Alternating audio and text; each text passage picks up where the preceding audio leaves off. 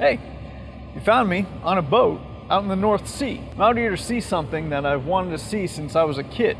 The Maunsell Sea Forts. They have been sitting idly for the last 80 years off the English coast, participating in history.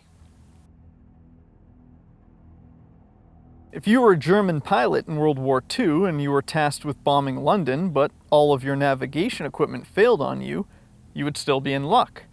That's because all you would have to do is follow the natural features of where the River Thames meets the North Sea. The area directly across from Dunkirk and Calais is essentially a massive funnel, guiding you to the river and directly on towards London. Sorry, I'm just waiting for my pronunciation haters to comment about how I pronounce the River Thames. If you've already commented, don't delete it now. That was a trap and you walked right into it. With that being said, the threat of the Luftwaffe striking London and the surrounding area pushed the UK's Ministry of Defence to beef up said defence with a series of towers and forts situated out on the estuary. The Maunsell Sea Forts were conceived in 1941 by Guy Maunsell, a visionary British civil engineer known for his innovative maritime structures. Maunsell proposed these fortifications recognizing the need for offshore installations to protect against German air raids and potential sea invasions. His designs were quickly approved by the British Admiralty and War Office, given the urgent need for coastal defense improvements. Construction of the forts began in 1942 and continued through 1943. The project was divided into two types: Naval Forts and Army Forts, each with distinct designs suited to their specific purposes. These structures were prefabricated on land and then transported to their designated locations in the Thames and Mersey estuaries. The construction process was a remarkable feat of engineering, requiring precise coordination to assemble and install these massive structures in often challenging maritime conditions. The North Sea isn't exactly known for being placid.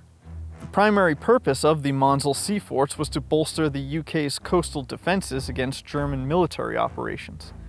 The naval forts were strategically positioned to defend vital shipping lanes, crucial for maintaining supply lines and supporting Allied operations. These forts were equipped with radar and anti-aircraft guns, allowing them to detect and engage both enemy aircraft and ships attempting to disrupt that maritime traffic or lay mines in the estuary and channel. The Army forts, on the other hand, were designed with a focus on anti-aircraft defense. Their main objective was to provide a protective screen against the aforementioned German bombers targeting London and other strategic locations along the coast. These forts were armed with heavy anti-aircraft guns and searchlights, enabling them to engage enemy aircraft earlier than land-based defenses could and extend that ability beyond their effective reach. Additionally, they combated against the threat of German mine-laying aircraft, often used in conjunction with the mining boats. These aircraft would drop magnetic mines into the channel that would rest on the seabed, undetected, until they detonated underneath a ship. The Germans knew that mining these waters could cripple the British war effort, and I believe it was Helen Keller who said that logistics, after all, is what wins wars. The four naval sea forts are very similar to the offshore oil platforms of the time. 168-foot by 88-foot concrete bases would be sunk to the ocean floor. Built like pontoons, the internal cavity would remain airtight, towed into place, and then the plugs would be opened and seawater would fill and sink the structure, a process that would take less than half an hour. The fort would go into immediate service, as dozens of sailors would have boarded it in dry dock prior to it being towed into place. The structure's base held two 60-foot towers with 3.5-inch thick reinforced concrete walls. Inside those towers were crew quarters, facilities, generators, and storage for fresh water, food, fuel, and ordnance, enough to support 100 men in their work defending the coast. Above them on the platform's deck would have a 3.7-inch anti-aircraft gun as well as 40mm Bofors AA guns. Fun fact, the 40mm Bofors is still quite prevalent today, even seen on the United States' AC-130 gunship. In fact, here's a video of my time as a forward air controller where I got to control an AC-130 shooting the Bofors during a training event. So that's pretty neat. On top of the superstructure would be the radar installations, and within would be spaces for operational support of everything the tower was responsible for. This would all be connected to the mainland headquarters to serve as an early warning system. This particular fort is known as Knockjohn Fort, and is one of 2 surviving naval forts. Grounded in August of 1942, it protected the coast of Essex. It would be manned until its decommissioning in June of 1945, and maintained until 1956, after which it was completely abandoned. The Army forts feature a more spread out design. Red Sands and Shivering Sands are the 2 surviving Army fort clusters of the original 4. Typically, they consisted of 7 towers connected by walkways, creating a fortress-like complex rising from the sea. The central control tower was the nerve center of the operations, while surrounding towers housed anti-aircraft guns, searchlights, and crew accommodations for 120 men.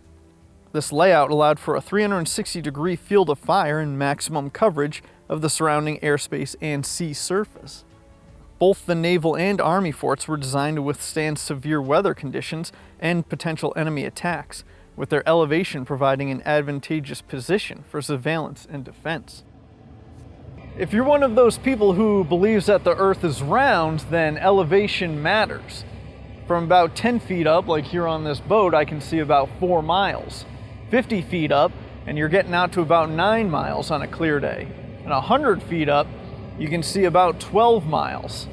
I'm not sure what the conversion is to kilometers, but I believe that it also goes up. Throughout World War II, the Maunsell Sea Forts proved their worth. Official records credit these fortifications with successfully shooting down 22 enemy aircraft and approximately 30 flying bombs. They also kind of destroyed a German E-boat, which was a torpedo-launching fast attack boat, and it damaged another.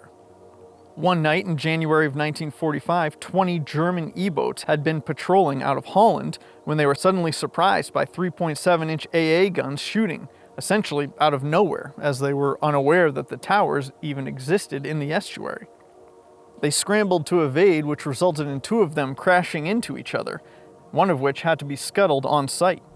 The naval forts would also serve as a base of operations for rescue craft to retrieve downed airmen and sailors on both sides of the fight. The presence of these forts created a formidable defense barrier that forced German aircraft to alter their flight paths, often resulting in less accurate bombing runs or the complete abandonment of missions. This protective screen was particularly vital in safeguarding London and other strategic coastal areas from the full brunt of German air raids. The fort's contribution to the war effort extended beyond direct combat, as they also provided early warning of incoming attacks and gathered valuable intelligence on enemy movements. Following the conclusion of World War II, the Maunsell Sea Forts found new purpose in peacetime operations. With their strategic locations and existing infrastructure, many of these forts were repurposed as radar early warning stations. This role was pivotal during the early years of the Cold War as tensions between the Western powers and Soviet bloc escalated. The fort's elevated position and unobstructed views made them ideal for monitoring air and sea traffic in the region.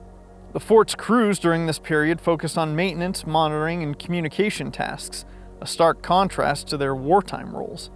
Despite the shift in primary function, the forts remained staffed and operated in support of the Ministry of Defense.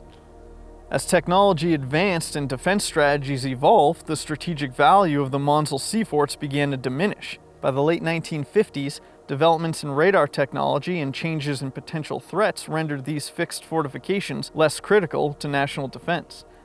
Consequently, the British military officially began the process of decommissioning the forts. Most of the Maunsell Sea Forts were abandoned by 1958, marking the end of their official military service. The decommissioning process involved removing valuable equipment, weapons, and other sensitive materials.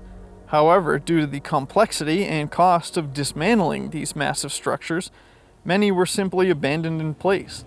That decision would lead to interesting and unexpected developments in their usage in the post-war years. Now, you can't really talk about the Maunsell Forts and not bring up the most famous of them all, Sealand. What started out as a pirate radio station morphed into a micronation, and learning about it is the reason I came to find out about these forts decades ago as a child. In the late 1960s, several of the abandoned Maunsell Sea Forts found new life as bases for pirate radio stations. These unlicensed broadcasters took advantage of the fort's isolated locations to set up transmitters beyond the reach of British authorities. Outside the 3-mile territorial water claims of the UK, these amateur DJs created homemade transmitting setups to broadcast to the people of Greater London. Radio City, one of the most famous pirate radio stations, operated from Shivering Sands Army Fort.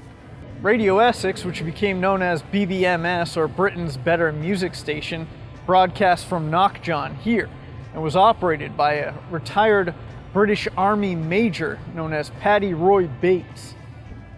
These stations played a significant role in the British pop culture of the era, challenging broadcasting regulations and providing alternative music programming. Perhaps the most intriguing post-abandonment use came in 1967 when Paddy Roy Bates moved his operation from Knockjohn to the Ruffs Tower Naval Fort. Bates declared the fort the Principality of Sealand, asserting its status as a sovereign micronation. This audacious act led to legal battles and international intrigue, with Sealand continuing to claim independence to this day, even after the UK extended its territorial waters to 12 nautical miles in the 1980s, effectively bringing Sealand back into government control. While not recognized by any established nation, Sealand has become a fascinating case study in international law and the concept of nationhood. Sealand was born dramatically and has had an equally interesting story, especially in its early years. Occupied by force, Bates declared it a principality and independent from the UK. He and his son would soon find themselves in court after firing warning shots at a group of British men servicing a navigational buoy that they declared was within their territorial waters. The charges would be dropped as the government couldn't enforce rules beyond their internationally defined limit of 3 nautical miles, and Paddy Roy Bates, now declaring himself a prince, would consider this the first international recognition of his micronation, at least in a de facto sense. People attracted to the idea even came to live on the fort, and eventually a currency and constitution were formed and passports were issued. One man, Alexander Achenbach, who had become prime minister, attempted a push to oust Bates and take control of Sealand himself. Achenbach hired mercenaries from Germany and the Netherlands, and the group attacked Sealand while Bates and his wife were away. They took Paddy's son Michael hostage. Michael, in turn, escaped and was able to then take the group of men and Achenbach prisoner. Being a dual citizen of Sealand and Germany, Achenbach was tried with treason there on the platform and was held on a £23,000 fine for release. Germany actually sent a diplomat from the embassy to negotiate with the Bates family, and he failed at first, until Prince Roy eventually released Achenbach after several weeks. This would be the second time Paddy Roy Bates would have de facto recognition of Sealand, now by the UK and Germany. With Paddy Roy Bates passing in 2012, Sealand was inherited by his son Michael, who still controls it to this day. Today, the majority of the Maunsell Sea Forts remain abandoned, slowly succumbing to the harsh marine environment. Decades of exposure to salt water, storms, and a lack of maintenance have taken their toll on these once formidable structures. Some forts have been destroyed or severely damaged due to storms or even collisions with ships. You can see the Shifting Sands Army Fort, with comparison to the Red Sands Fort, is missing a tower, and that is because a ship ran into it. The catwalks, which were probably nerve-wracking to cross when they were brand new, have all departed the structure, either by storm or corrosion, or a combination of the two. Some are used for weather monitoring setups and other data collection purposes, but for the most part, they will steadily be consumed by the North Sea.